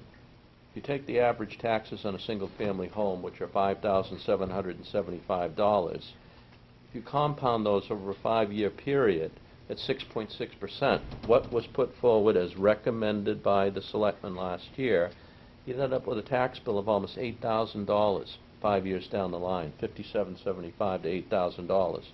Conversely, if you were at 2%, kind of the upper end of the way the CPI has been running, you'd end up at $6,400 as opposed to $5,775. The compounding of numbers, even over short time frames like 5 years, the difference between 6 or 7% and 2% is just absolutely dramatic. So I think that what we need to do is have a discussion, an objective that's in this area, and I think it takes an interactive discussion. I think we could spend a half hour having that discussion at some future meeting where we're trying to weigh what do we think that the taxpayers could accept? What are the things that we absolutely have to do? What are the things that have already been approved, like the debt service on the fire station and Church Street, and turn all that into direction to the manager related to the operating budget and the CIP, but more in particular 2014 warrant articles that ultimately the recommended by the Board of Selectmen isn't going to have such a heavy component of let the voters decide. So that was the kind of long-winded, but it takes some dialogue. That's my piece. Thank you, Vice. Selectman Woolsey. I agree with Mike, and this isn't on the list of selectmen's goals for this year, but we got to get it done. We need to do those 2 reviews and get it out of our hair. As far as the actual goals, I also agree with Richard in restricting to about 6 that we know we can handle. Top of my list is revenue. We have got to seek out more revenue resources for this community. Don't forget, it's not just the appropriations, it's the revenues that come in. I will certainly be working as hard as I can with the planning board, advocating for the municipal impact fees, which are long overdue and which are certainly a valid source of revenue for the community, and anything else we can think of. I also agree on the warrant articles and starting to beat them into shape early. And my goal for this year is not just warrant articles, but having legally constructed warrant articles, so we don't go through all this stuff where we have to keep going back to DRA. And I'll talk about DRA when our state reps come in. By the way, do we have a scheduled ballpark time for the state reps to come in and meet with us? I don't think so. Are we I- planning on quarterly or something? Well, I- I think we need to get them in here I think fairly we soon. identified I'm getting a time. list. We had the one meeting, Yeah. okay, Was that the changeover, I think? and we identified the next meeting. I just Yeah. don't remember exactly when it, It's supposed to be after changeover, which is about to occur, or just has Yeah. I think in then our... it should be sooner rather than later. if that's the Yeah, case. before Memorial Day, if we can. I would like to get the state reps scheduled in here. My list is growing for the state reps. Getting back to the goals, I have asked for now probably 3, 4, 5 years, but I'm going to repeat it again. We are going to be talking about cable. We have a tremendous resource in this community in older residents who have served for many years, who have a unique perspective on the history of this town. And we were very fortunate to get John Nickerson on tape before he died with his perspective of his life and times in Hampton. I think we are missing a valuable historical opportunity to get some of these residents down on tape and have perhaps someone from the Historical Society, whoever, act as the moderator. But I'm going to repeat that request, and I would really like to see us focus on trying to accomplish that bit by bit. I also want, seriously, and this is big for me, I want to focus on the Department of Public Works. That department was in a shambles when Keith Noyes took it over. It's the largest department in town, with the largest budget, the largest single budget in town. Keith needs help, the department needs help, and we need to sit down and have work sessions off the Monday night calendar if we need to, and start focusing on the separate segments of public works. And some of this is going to be in conjunction with that joint operations nonsense with the state. We need to sit down and focus, I think, almost all of our energy on that Public Works Department and help that to run efficiently and sensibly, and so that we can get the maximum service benefit from it. Thank you. Any other comments? Selectman Wilson? Well, I think of some for next week. Thank you. For now, I'm done. That's wonderful. I would thank the board for those Brain's comments. always working, Mr. Chairman. Yes, ma'am. And I would like to wish the Warburtons a happy anniversary of almost a quarter century. And Selectmen, the former chairs, copious amounts of hard work to both the town and the state. And one of the goals I would like is, and I have emailed with Brian, haven't had the chance to sit down with him, is to have a venue for his considerable knowledge down at the state. And I'm not in favor when there seems to be a pugnacious tone, and I don't think the board has established that, and we just are scheduling things. And I think that Selectman Nichols brought up and the board approved a wonderful schematic for forward progress on this, and I support that, and I look forward to speaking with Brian. But we are at 5 minutes. There is a considerable amount of operational requirements that take up the board's time. There has been some serious crime in this community in the last month. It's unsolved. It's serious felony. It's dangerous. And to me, and I know to the finest police force in the state of New Hampshire, it's a top priority. So there are other, perhaps more pressing exigencies that leadership has to address, and that does not diminish people like Brian Warburton and his kind from contributing, and they will have their opportunity. I look forward to reaching out to Brian later on this week. In terms of Selectman Nichols' comments about growth of expenditures, in a civil manner, we want to address the inequities we feel that exist with the state. We'll do that, and as such, I think there's money that we can uncover perhaps over time. And to me, if we're not capturing those real revenue dollars, as Selectman Woolsey points out, I am reluctant to spend more when that revenue is already in the house. So I commend the board. I think it's a great staff. I think our department heads, our employees are nothing short of superlative in this town, as are the taxpayers. Moving on to... Mr. Chairman, before, Yes, ma'am. before you leave that, Yes, ma'am. do you have a time frame in your mind, because it's not on this, and I appreciate this listing, for us to sit down with the state on the joint operations plan?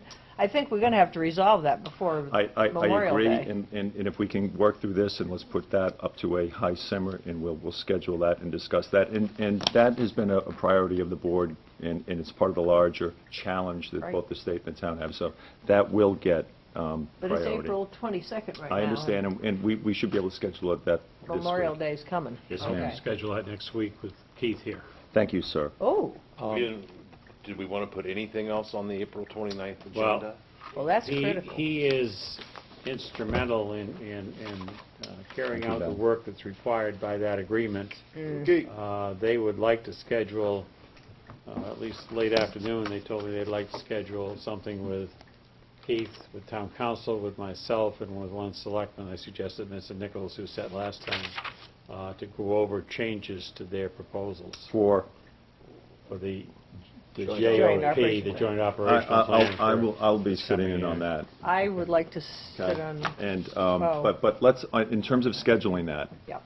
we'll talk this Holler at week, us, and yeah. Vice Chair, and we'll See what we schedule can that. get done. And this is not, nothing is being pushed aside, there is no procrastination. So that has the full board's commitment. Before we Okay, move yes, on sir. to old business, on the issue of the objectives, I felt last year it took way too long for us to get those done. It must have been July or whatever, so I would like to see the objectives on the old agenda, under old business, until we get them done, and hopefully we can get Yes. that done in a Good couple for of you. weeks. So you want that on, Yeah. you want that on It this? should be on the On the agenda under agenda. old business Continuing item. Yes. until we have a motion that we're approving our 4 or Yep. 5 or 6. And I think we get a good start because we don't have a real long list. My suggestion would be, different people brought up different objectives there, is And is some that coinciding. if offline from the meeting you make an effort to articulate a particular objective that's important to you, then it will go faster Thank you. at the meeting. There's some Other consensus there. other old business. I have a couple of items, and none of them are Yeah. lengthy. We received a copy of the purchasing policy as requested, and in there, the thing that drove that had to do with the cable TV Yep. additions. I read through that, have some... You got the corrected copy? Have some, no, but that's basically grammar. I've got mine with the notes on it. I don't have Okay. a problem with any of Okay. those things. But at any rate, I made some comments, some corrections, and whatever. Christina, I'll give it, if the board agrees with me on these, I'll give this to you Poor afterwards. so that- Christina. I think the first thing is it's showing up under, Excuse me, are you going to talk about things that you want to approve tonight to change the policy? Well, I'd like to no, see it- I'd like can to I see get- it in writing before. can I continue?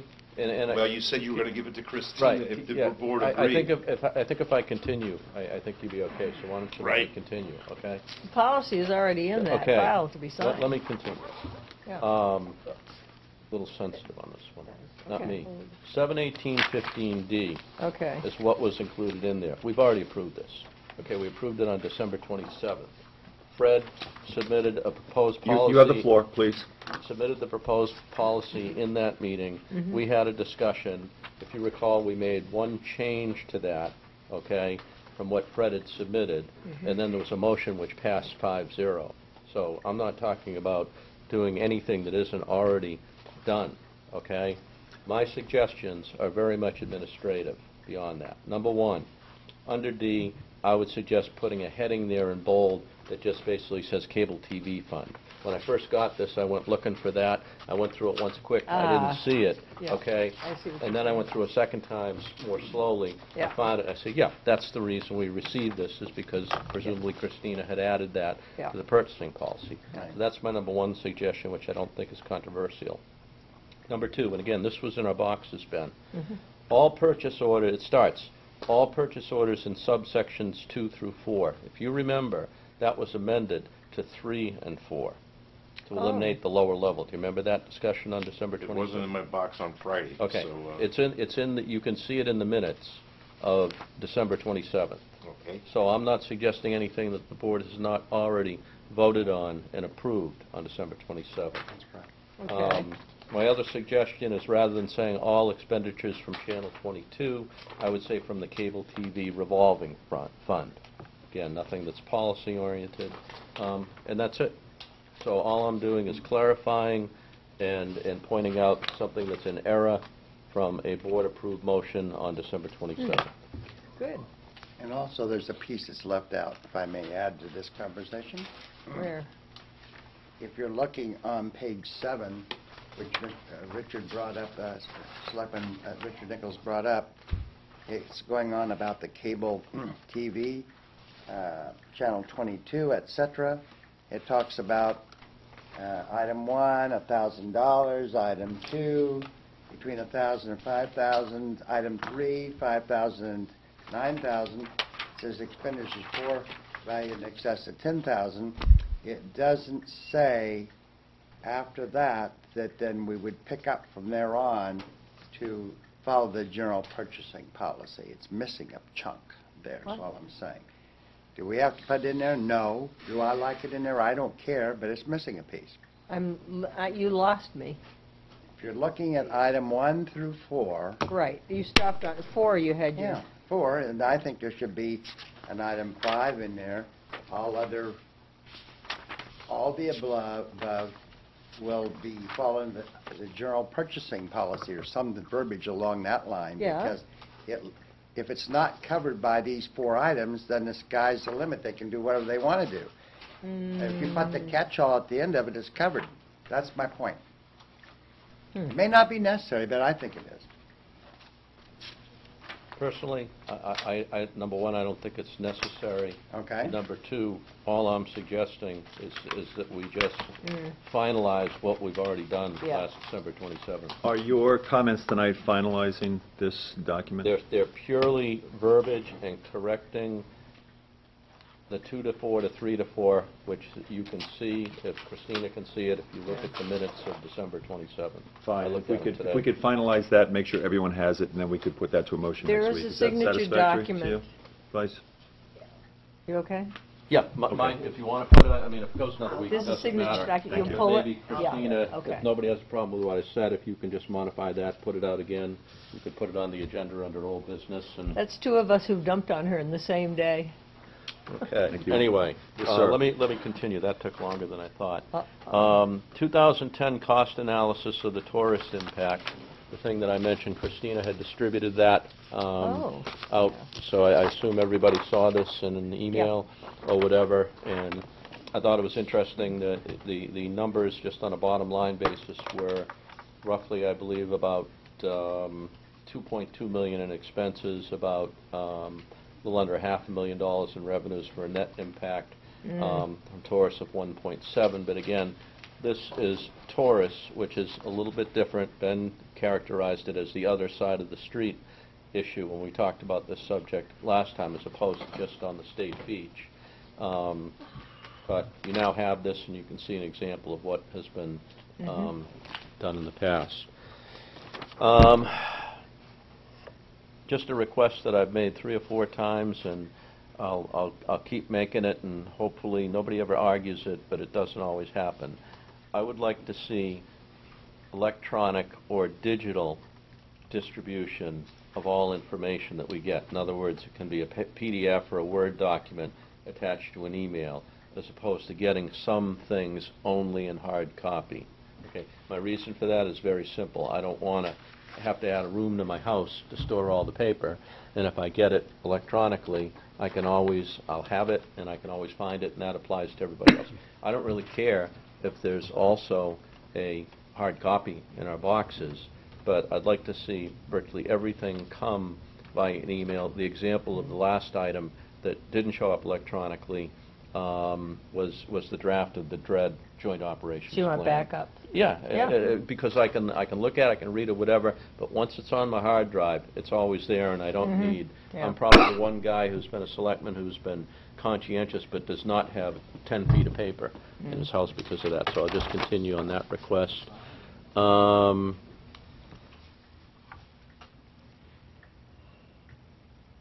That's it. Thank you, sir. Moving on, Roman numeral number 8. New business, 1, authorization to award Department of Public Works bid 2013-003 uniform rental services to G&K Services totaling $60,343.40 for a 5-year contract. Also move, and I have a quick question. I'll second it, just to get the conversation going. Okay, and we'll start with you with comment, please. Yeah, is this, all the uniforms fit, including the, like the winter coveralls and all that stuff? Everything for the includes year. everything? Yes. That's what, in the old days, the poor gentleman who worked for Public Works, and Mr. Bowley can confirm this, used to have to take the laundry home to their wives. And the wives finally objected. Excuse me.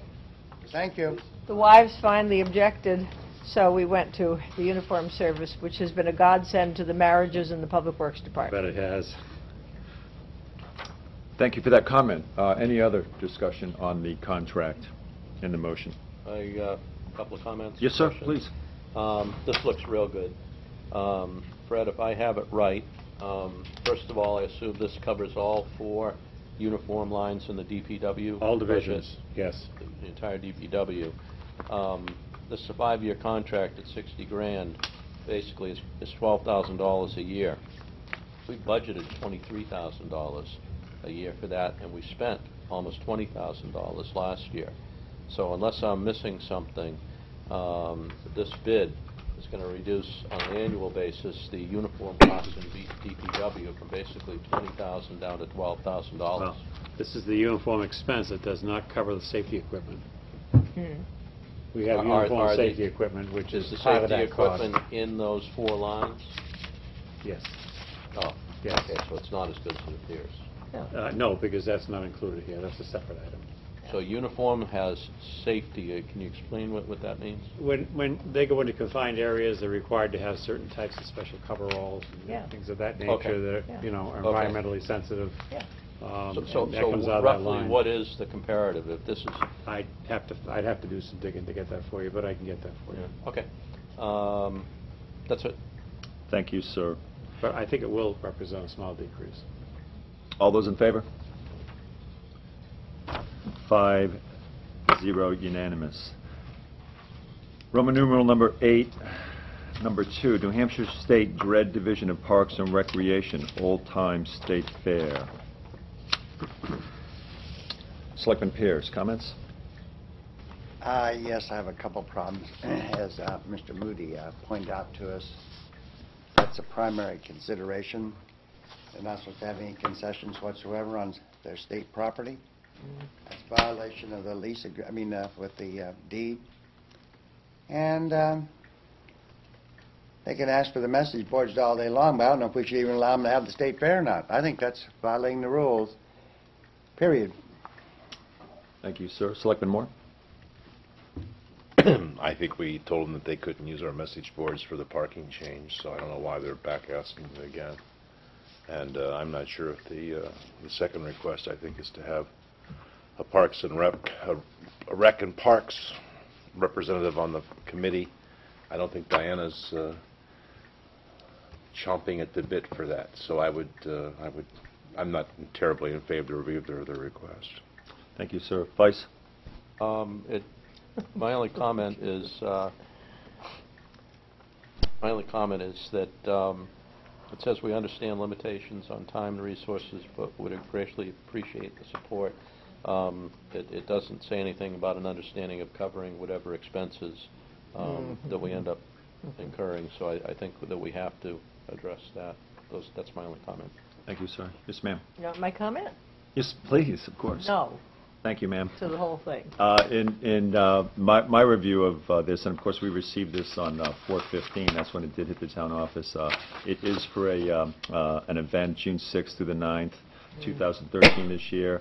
There is a state fair committee that has been formed, the Hampton Beach Area Commission, the Village District, the Hampton Chamber, the Historical Society, Hampton Arts Council, the Beautification Committee, and the Hampton Rotary Club. I don't know as if there are... The Historical Society has said that we could not participate. Right, so this is And thank you for that. And I was just wondering, I haven't heard any feedback or input from any of those. I do like the fourth paragraph, the fair will strategically extend the tourism season, and that they understand the limitations in times of resources, but would greatly appreciate your support. So I think this needs another scrub, and Mr. Welch, if we could reach out to those organizations and commissions in the third paragraph and get a better scrub for what is exactly going on. Well, actually, Mr. Mr. Chairman, do we care what's going on? It's a state property, it's state liability. I don't want any part of it, and I don't want the town connected to it. I agree, and I think, again, the third paragraph does talk about there is a committee, and I have not heard any feedback from, if I may just finish, and Selectman Moore, of course, is Hampton Historical Society. But I just haven't heard any of this, so I don't want to step on any toes, and I think we can put this off, and we'll get a better scrub for this, and I don't think it needs any action tonight, nor commitment, nor refusal. Thank you. Mr. Chairman, if I may make a comment. Yes, sir. They talked about this at the village district meeting the other night, and one of the big problems I have with this is they got this big thing planned, supposedly, according to this letter. It's in our town. They didn't even tell us about it. Property, yeah. Hey, No, they don't have to, right? I know. We're Well- not part of the state of New Hampshire, are we? I keep forgetting, Mary Louise. hey, Unders- let them do the liability. Understood. So there is no action, there is no approval, there is no rejection, and we'll take a better scrub at that. Yep. The message boards, I'm sorry, here we go. Request for Recreation Parks representative on the State Fair Oh. Committee. Does the rec director have any I talked to opinion on that? Diana today. She's not chafing at the bit to get on, and I'm not chafing at the bit to request you to put her on. Thank so- you. Thank So you. we'll take that as a negative. Good. Roman numeral 8 to Bravo, request use of message boards. Bring their own. Is there a motion? Do you want to, I thought you were going to defer this. Do you want to? Well, I'm just looking specifically, the message board seems to be a separate issue. I'll move that we decline the request for the use of town message boards. A second? I'm not going to second it, but I would put it off along with all Thank the you. other items related Okay. to this. Would you withdraw that motion, please, ma'am? Thank you. Roman numeral 8, and number 3, New Hampshire State Dred Division of Parks and Recreation, South Seacoast Region, request for 20 parking spaces within the Church Street Municipal Lot 2013 season. Mr. Welch, could you brief us on Director Martin's comments? She doesn't recommend it, and I agree with her. I don't recommend it either. I agree with her as well, yes. Mr. Chairman, if I may, in Selectman Pierce. our joint agreement, there's already 10 spaces going to somebody over there. I don't know who this Right southeast region is. Right now, well, the southeast region is the region that encompasses the state park here in Hampton as well as the beach, and runs all the way over, as Monadnock. Selectman Warburton said, all the way over to Mount Monadnock. Yeah. We don't have the spaces to give them this year, period. Right. And therefore, I don't think that we should, in fact, be losing revenue on spaces that we rent or lease, Yeah. and saving them revenue so that they can in fact make revenue on the spaces that they would in fact be putting out full-time and wouldn't be Yeah. using for their own employees. Thank you. On April... yes, sir. But we do have then an issue with the draft of the joint operating plan. I understand. That has to be deleted from that agreement. And it will have to be, and simply because we don't have the space this year. No problem. Construction's So going to you're take it going to away. delete the 10 spaces then? from Yes. that? Okay. Yeah. Yeah. Beyond that, I believe that draft was exactly the same as the signed document Probably, yes. from 2012. There are And two. just for what it's worth, according to Diana, we did not give them any spaces Right. in either 2012 or 2011. So it's Thank you, not sir. like we're pulling the rug out from under them. And she did mention in 2010 they had 17 spots, and in 9 they had 24. I think we need a motion to... And if I could I will- just I'll move just so to I can de- read the letter real quickly, and Selectman Woolsey, can you just stand by for a second? 16 April was received by the town office on 17 April, addressed to the chair of the Board of Selectmen.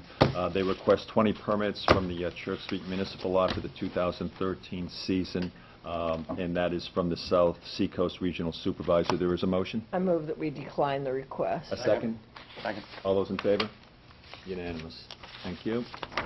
Before we completely move off that topic, there is another issue that has to be addressed. We basically have made a decision, I believe, up to Memorial Day, that we're going to allow residents to use Church Street. Church Street lot at no charge or whatever. I think we've also had a discussion. It gets a little foggy between what we approved and what we discussed in my mind.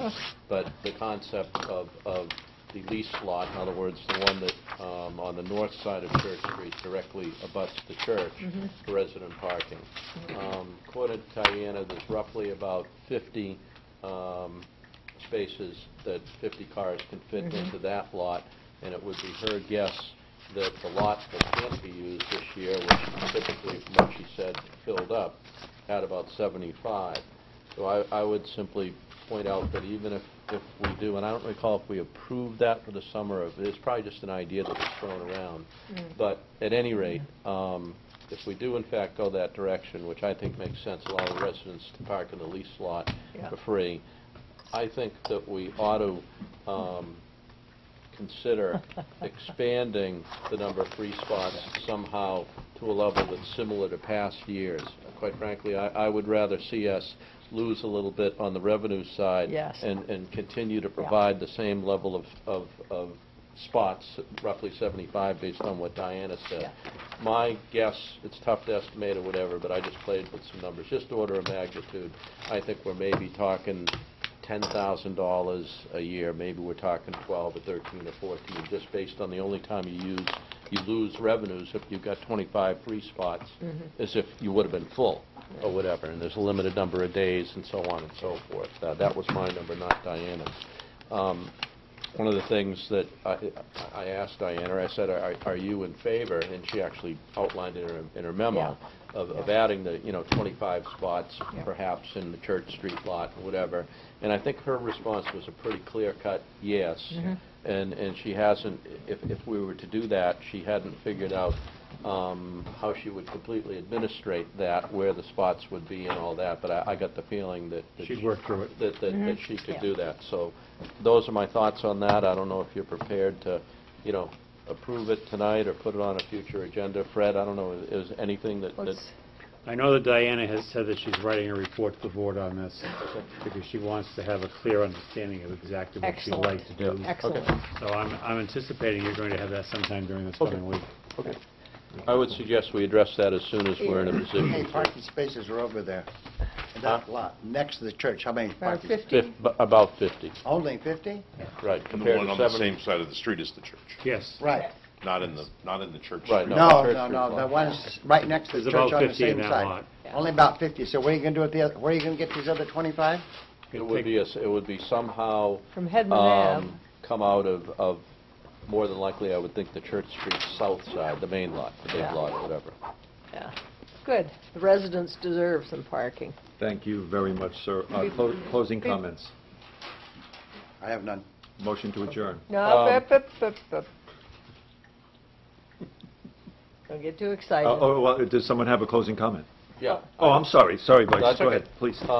I believe for the reasons that, a lot of the reasons that Mary Louise said, we should grant Brian Warburton an appointment on May 6th. Absolutely. I am going to speak with Brian Warburton. I think I was fairly clear in what I had to say on our goals, and I'm going to be talking with Brian this week, and there is no prohibition on Mr. Warburton coming in here and scheduling. I do want to see what he has to talk about so the staff can be oriented and we can have a coherent, cogent, meaningful discussion, and he will be scheduled, and I agree with you 100%, Vice.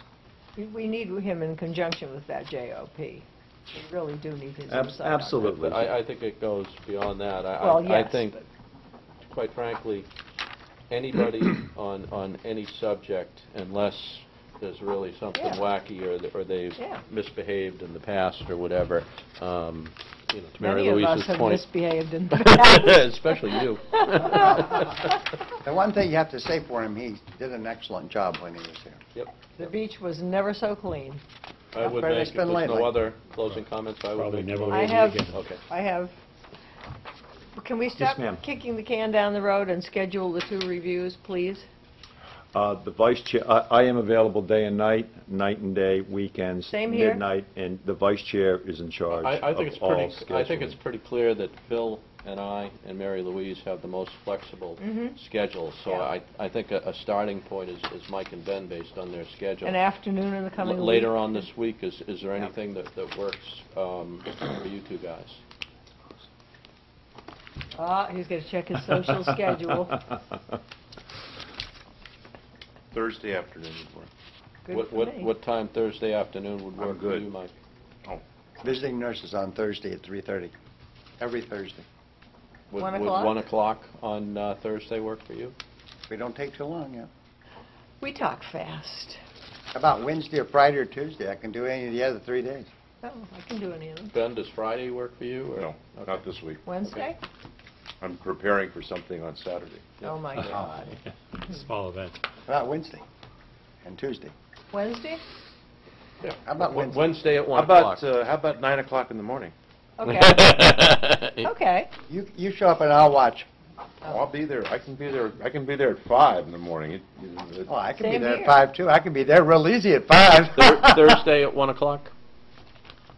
What day? Thursday at 1 Well, o'clock. that's hard for Mike because... How about No, he Wednesday? said the visiting nurse is there at 3:30. Yeah. That gives How about them Oh, Wednesday? that's time. right. Well, we can talk fast, Sure. sure. How about Wednesday? Does Wednesday work for you? Wednesday afternoon? We I just have other, got I you do have other Thursday commitments. early, This is not the Michael. only thing I do in the world, so. Thursday at 1 o'clock? Yeah. Okay. Okay. Good. Thursday at 1. We need Bless to post. And we need to Christina, that's a post, non-public meeting as opposed to a non-meeting, whatever. Okay, great. Motion to adjourn? I'll second. Motion to adjourn. At 9:02 PM. Thank you.